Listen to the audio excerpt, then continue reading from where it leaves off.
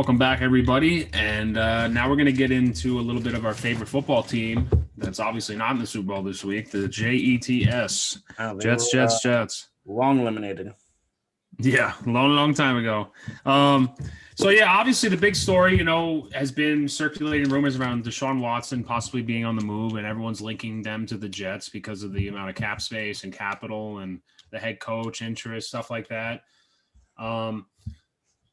Since our last podcast, I believe Watson, not in public forum, but the report has come out that he has requested a trade from the Texans. He wants to be dealt, and he says he's also willing to hold out if need be. Yeah. And you know what? From my take on this, every day that passed, I mean, I want to be optimistic that the Jets potentially could be landing him, but it just seems like you got to be. If I'm getting in JD's head, I'm thinking like they're probably leaning towards keeping the picks, whether trading Sam or keeping Sam or just taking a quarterback at 2, which I freaking hate that idea. Yeah, I'm so tired. Bro, if they go off and take a freaking quarterback at number 2, I'm gonna go ballistic. It's just how many times are you gonna number 3 with Sam, number 5 with Sanchez, now number 2 with Fielder, Wilson. Like, how many times are you gonna keep going on with this cycle? I mean, what if there could be the chance that they pass on one of these guys and they turn up ending up good? But you know what? Nah, like everybody's been glamoring about Sam Darnold, all of his own talent, his yada yada, this and that. Everybody's been praising him all this time. Coaches, scouts, executives, people think that there's the talent there and it's not him. And he was just basically broken because of Gase. And everybody's saying if he gets away from them, gets out of New York and goes somewhere else, he could thrive and you could see his talents. But you know what?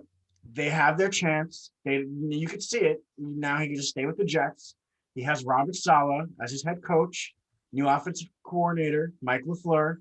He's got a new coaching staff around, a different kind of regime, the way they're going to run things, with the head coach reporting with the GM and everything. So everybody's going to have coherent communication, instead of two separate guys reporting to the one guy, which is ridiculous. So now we could finally see what Sam Darnold could be, instead of, us having to see him flourish elsewhere. Now we could possibly see him flourish with us. Second year Mims. Now we get some wide receivers around him, free agency or the draft.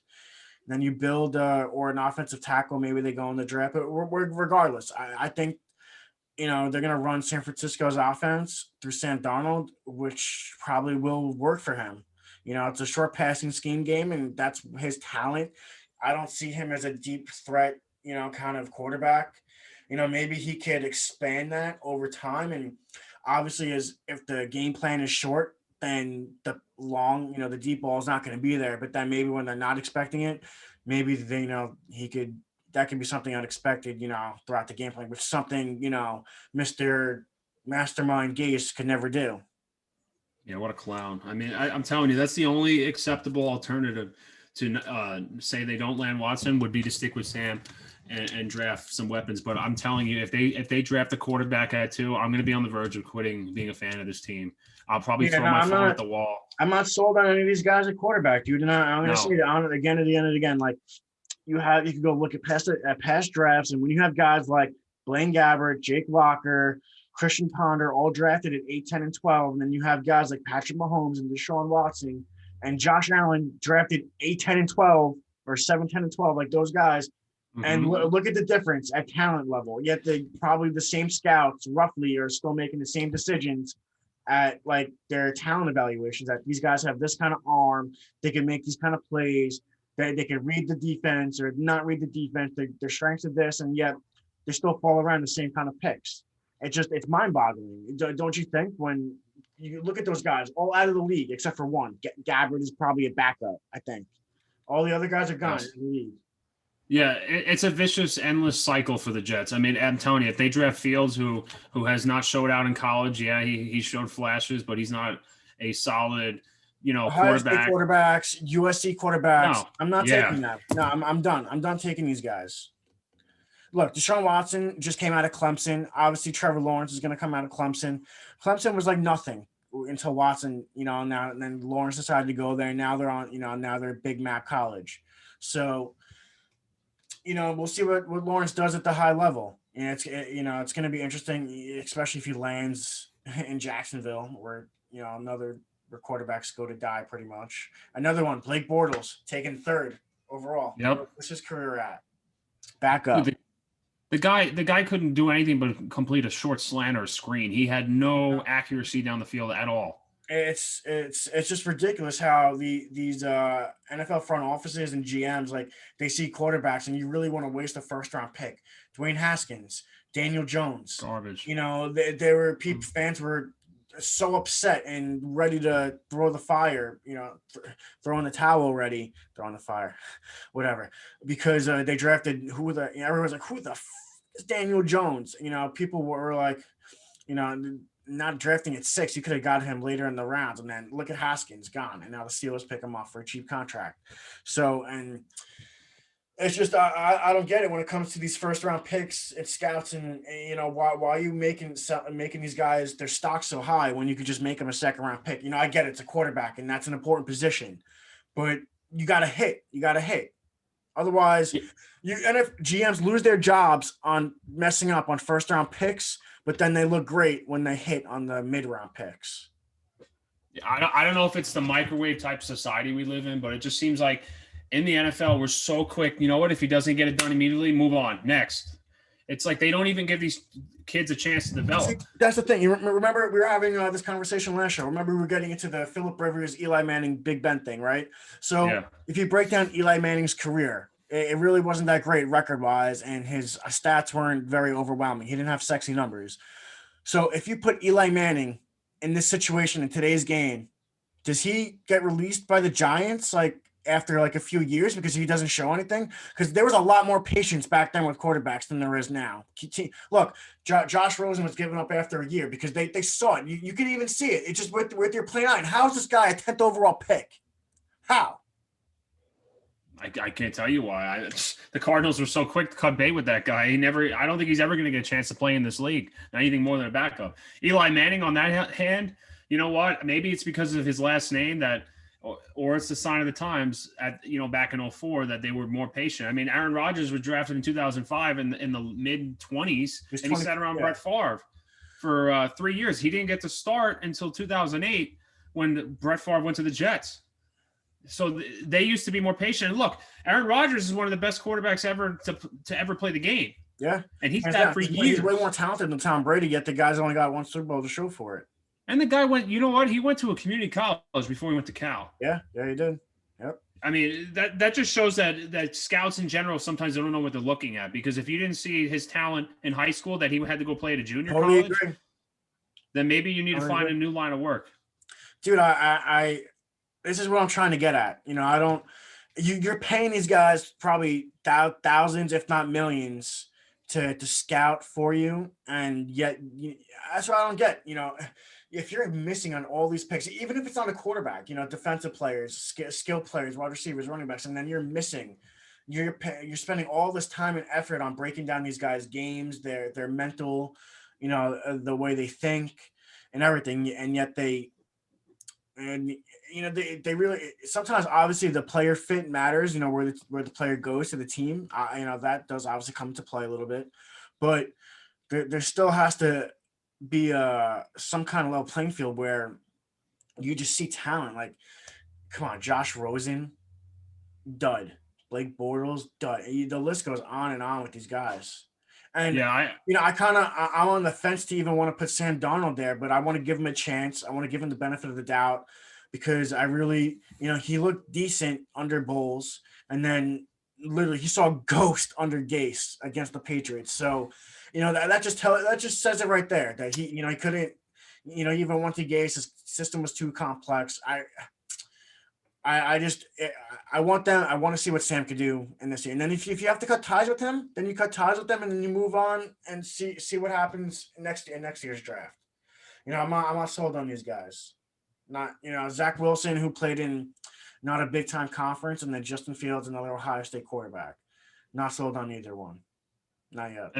And when it comes to some of Sam Darnold's teammates, I mean, I was listening earlier this week. The Jets receiver Denzel Mims was on Bart and Hahn, and he didn't mention Sam Darnold at all. They asked him about Deshaun Watson, and he was gushing over Watson, how he'd love to play with him. You know, he's the type of quarterback you want to play with, the leadership and everything like that. And he even mentioned Sam's name. So, and then Rashard Perriman as well had nothing to say about Sam Darnold. So it's like his own teammates that play with him have nothing to say about him. So that's a little bit of a red flag. Yeah, you know what, and that's the funny thing too, because you're always gonna hear most of the time, that's crazy that they come out, they didn't really come out and say anything. So they didn't not say anything negative, but they didn't praise him either. So I guess by silence you could kind of say in a way, they kind of showed it one way or another. But I kind of lost my train of thought there, but either way, it's just Sam Darnold's talent compared to Watson. Like every team in the NFL is going to be glamoring over Watson, and they should be, because he's a top 5 quarterback in the league, and any team who doesn't have one should be calling to make a trade for him. So, if you're Sam, you can't really get too knocked about that, because who want to be gushing over Deshaun Watson as their quarterback? You just look at it like that, And from what I've seen, that puts the ball even more so in Joe Douglas's court rather than Watson's camp. Was the report I saw yesterday that Watson would not veto a trade to the Jets. So it seems like it's ultimately up to JD at this point. Yeah, so he would not veto, and that was like one of my questions, because he's kind of throwing like a lot. We don't really know exactly why. There's a lot of speculation because Bill O'Brien, he messed up. He done fucked up. He traded DeAndre Hopkins, literally their second best player.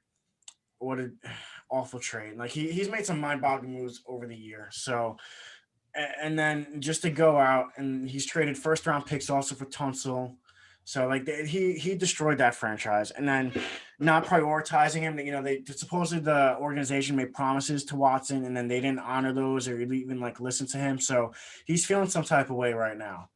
And you kind of gonna understand him and look for him from that kind of point, where if they kind of told you like, yeah, we're kind of gonna do this for you, especially if he's your franchise quarterback and you just signed from him, or there's like another point of view where, did he plan this all along and now he's just taking this opportunity, to seize the moment and get out of there with all the dumpster fire issues going on.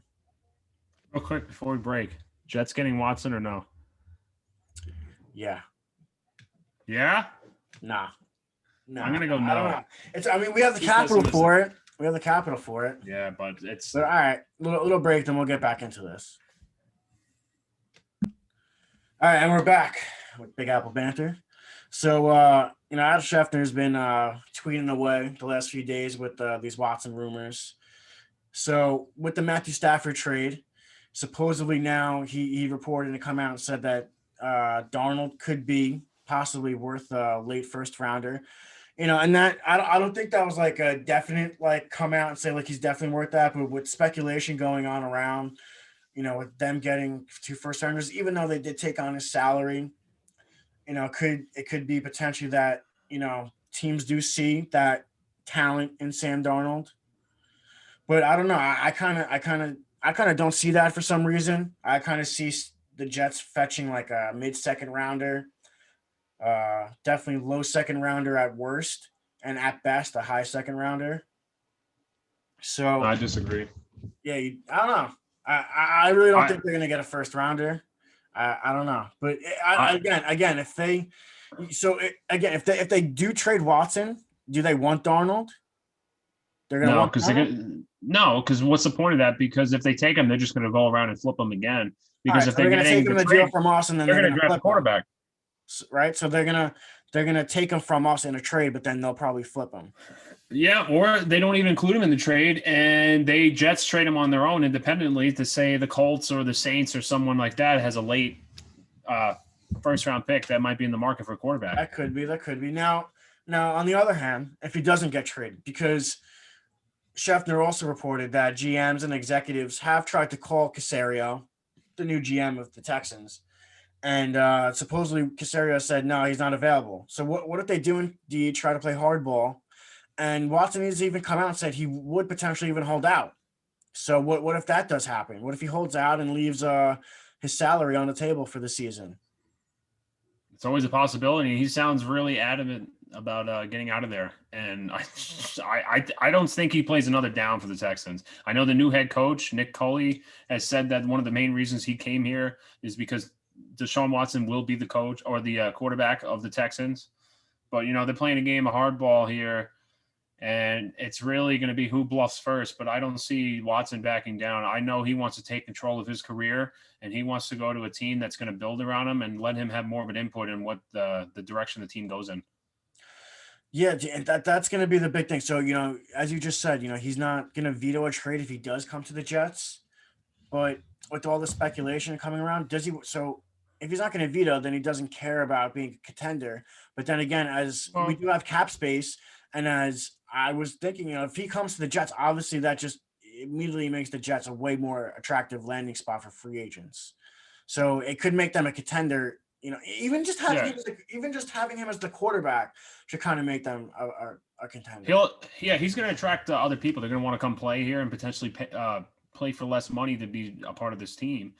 Same way like LeBron James has always got vets to come and play with him wherever he goes. But I don't know. I see potentially the Jets can turn around real quick. The NFL, you can go from worst to first and on a dime. And I see with this new coach in there, they could potentially turn it around going from Adam Gase to Robert Saleh. Dude, it just it makes me so anxious because the Jets have, and now he's publicly come out and said he's not going to veto a trade. How do you not make this freaking move if you're Joe Douglas? Yeah. How do you not? I don't know if you can live it down. Malpractice to your fans and the franchise. You have the draft capital, and you're essentially trading Jamal Adams and other draft capital for Deshaun Watson. He should literally just think those 2 first-round picks. Just forget about it as first-round picks. Just think about it as Jamal Adams. Think about it as he's still on the damn team, and you're trading him for Deshaun Watson and your first-round pick this year, the number 2, and your first-round pick next year. It's that simple. And you can potentially get another first-round pick if you do somehow, like Adam Schefter said, get a pick for Darnold in the first round. Or if you don't and you get a high 2, it's potentially getting a late first rounder anyway. So they have loads of, I think, second and third rounders, even in this upcoming draft anyway. So if they do trade them, you don't really necessarily. I mean, first rounders are great and everything, but you have to hit on them. But when you could trade those assets, like I said, teams have traded those assets for unknowns for the number 1 and number 2 picks before. So if you could trade those picks for a known commodity, and Deshaun Watson, a top 5 quarterback, it's a no-brainer. Joe Douglas, make the goddamn move. It's Jamal Adams and 2 of your first-round picks, maybe another second or third, or you have to throw in Sammy. It's a no-brainer. It's a no freaking brainer. It really is. I hear you, man, but you know what? If he's that confident, he has conviction, and he decides to go on an alternative route, he better be right, because he won't be able to live it down knowing that it's in his court and he can have this guy. Jets fans will never let him hear it if we don't land him. If he's wrong. If he goes elsewhere, and we could have had him. Yeah, if Darnold fails or whoever he takes and be their quarterback fails, he won't be here much longer. He's gonna get ripped for it. He's gonna fail and he's gonna get fired. And the Jets fans will never let it down. Well, I think we're going to potentially know sooner rather than later in the next coming weeks where Deshaun Watson will be playing next year. I really hope, dude, because with all the latest reports that are coming out, it really seems like a likely destination that he could be heading to the Jets. With his brother being a fan, with him not potentially vetoing a trade to us having draft capital, it literally it makes all the sense in the world. Joe Douglas, get the shit done. Let's go, right? JD. Let's go. Yeah, get this done. Well, that's going to cut it for this segment. Thanks, everybody, for listening.